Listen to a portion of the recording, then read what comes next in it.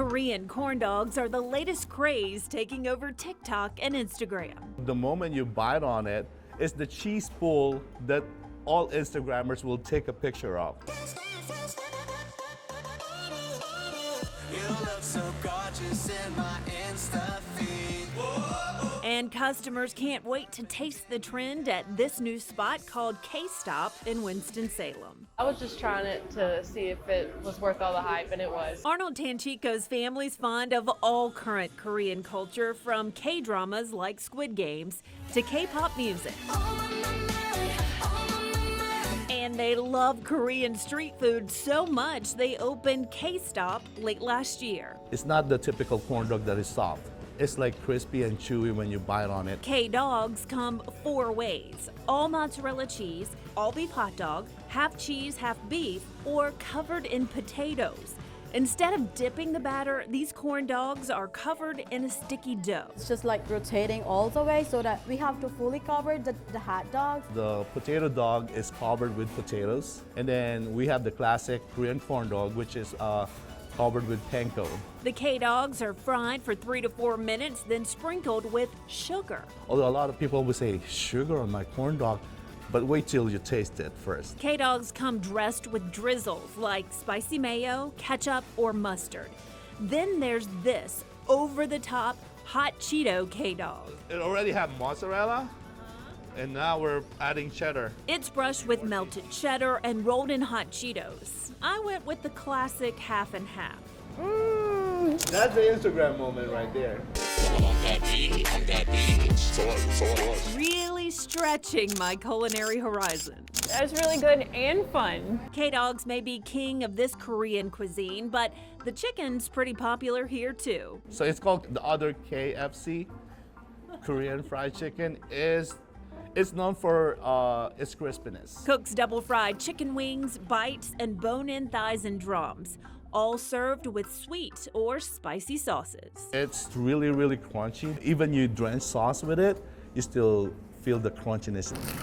Then there's the most massive item on the menu, Korean egg toast. It'll be like a pocket in it. Wow, that's a big piece. The Korean-made milk breads browned in butter and filled with fluffy fried eggs. Customers can add bacon, cheese, avocado, and even Spam. They look so good. So that'll be our breakfast sandwich. I wouldn't eat for the Korean rest style. of the day. And that may be why 2 neon Korean signs greet guests when they walk in. One says welcome, the other, Baegopa, that means, are you hungry? So like, hi, are you hungry? I could eat all of these. This is my jam right here. My K-pop jam. Greg Gross cooks for his wife Helen every day. We start the day off with what's for breakfast and then what's for dinner. He makes most of their meals from his wheelchair, while Helen helps gather ingredients and clean up. He grows his own thyme and rosemary. It's just one of the ways this couple's learned to live with Greg's ALS diagnosis, a nervous system disease that progressively weakens the muscles in the entire body. Yes, and his speech. Even though Greg's mind remains sharp, he recently started losing his ability to speak. Frustrating. Doctors first diagnosed him in 2018 and told him the disease was terminal. It was tough.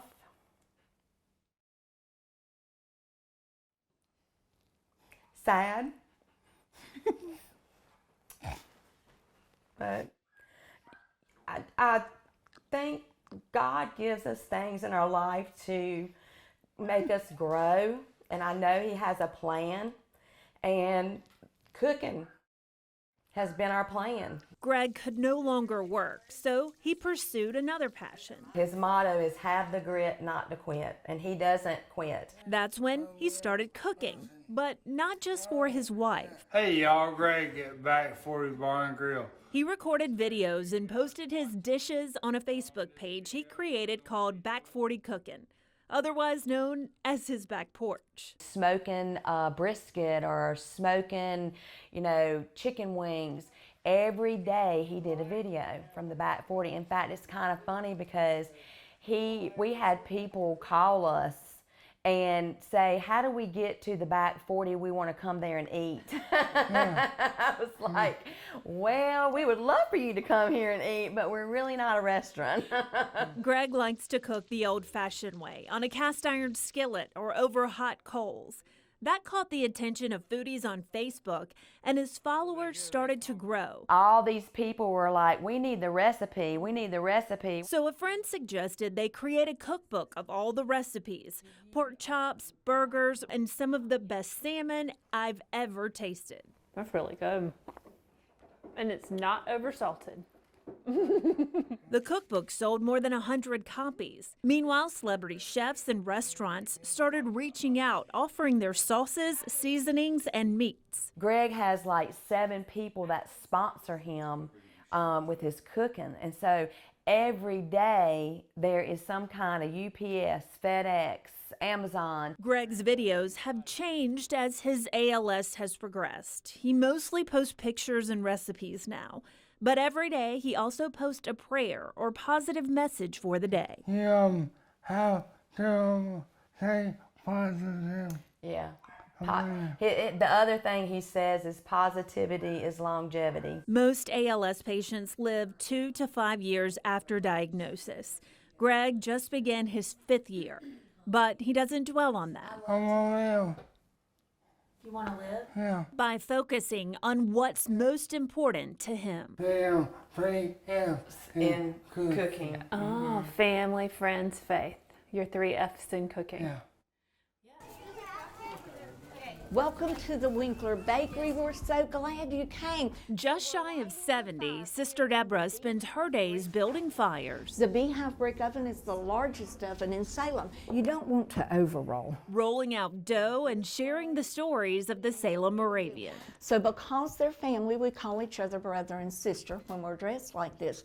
So I'm Sister Deborah to everyone. Inside the 222-year-old bakery, she gives people a taste of history, using centuries-old recipes and tools like this rolling pin. You can hold this with one hand to roll like this.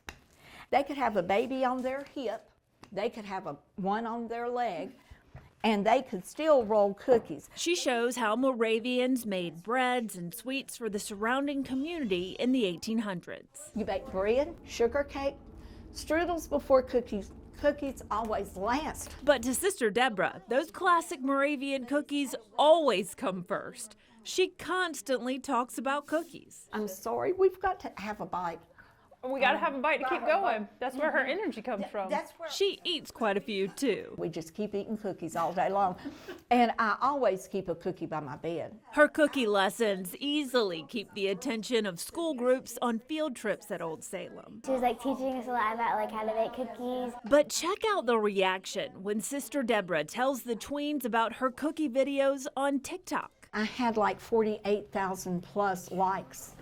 No, I have messages from all over the world. Yes, this grandmother of 27 found fame on the social media site. Welcome to the Winkler Bakery. We're going to be rolling cookies. With more than 500,000 views for a single video of her talking about cookies, of course. Crazy. That's a lot. It is very cool. I love the TikTok. I did not think I would ever be on TikTok. My grandchildren, they are amazed because I'm on TikTok.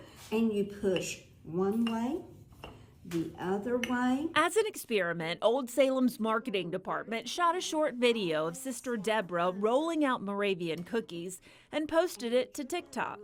Immediately, people started messaging from across the globe. Even her rolling pin became TikTok famous. People all over the world want these rolling pins. Sister Deborah says the technology of TikTok allows her to share her passion with people everywhere. So we incorporated that so that people that can't come and walk these streets, they can still have an experience. They can still tour Old Salem. Oh my gosh, that's a baby pinch, girl. Whether people hear it here from her or through a screen, Sister Deborah believes these cookies teach sweet lessons in history and life too.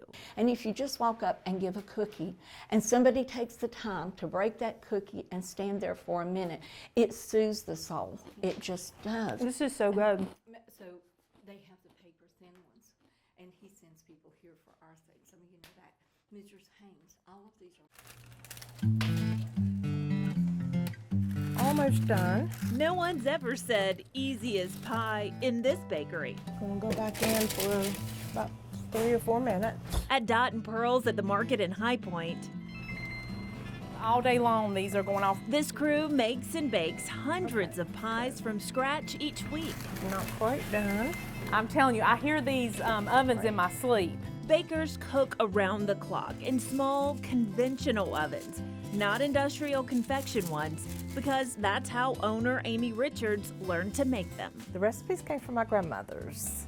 That's where Dot and Pearls, the names came from. And Amy often refers to her grandmother's handwritten recipes And there's coconut cream. pie. to carefully recreate the sweet taste from her childhood. My favorite pie is the strawberry pie. And it's the pie that my mom made my whole life because my grandmother had made her whole life. For Amy, cooking the old-fashioned way means never taking shortcuts. That's why they hand mix the whipped cream and bake the vanilla wafers from scratch for the banana pudding pie. And I kind of joke and say, you know, we make everything homemade here to the point that we grow the bananas if we could. We do things, a little old-timey, a little more laborsome, but it pays off in the end. The classic pies have become a big part of this bakery's business. Our pies have really taken off. You know, we started with a few pies at the beginning, almost 7 years ago, a little bit over that.